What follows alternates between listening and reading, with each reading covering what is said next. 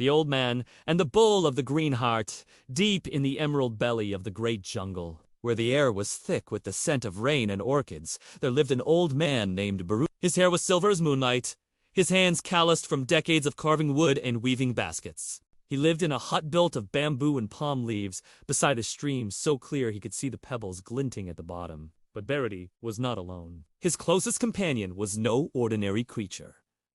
It was a bull so massive that his shoulders rose higher than Baruti's hut. The bull's hide was dark as whetstone, and his eyes burned with the steady, knowing light of something older than men. The villagers far beyond the jungle, Eshech whispered about him.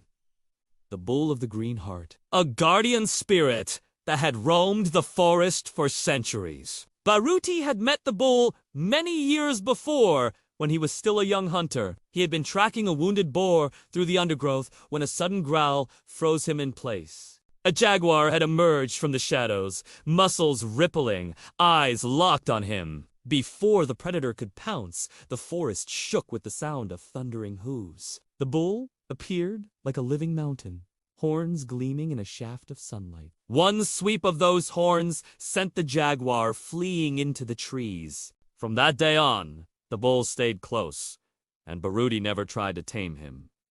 Some creatures were too free for ropes or fences.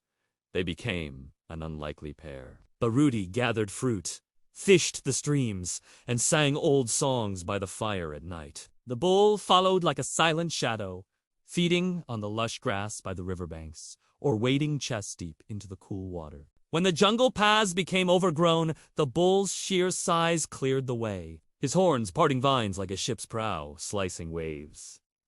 Years passed. Baruti's back grew bent, his steps slower, but the bull remained unchanged, as if time itself dared not touch him. Then came a season unlike any before.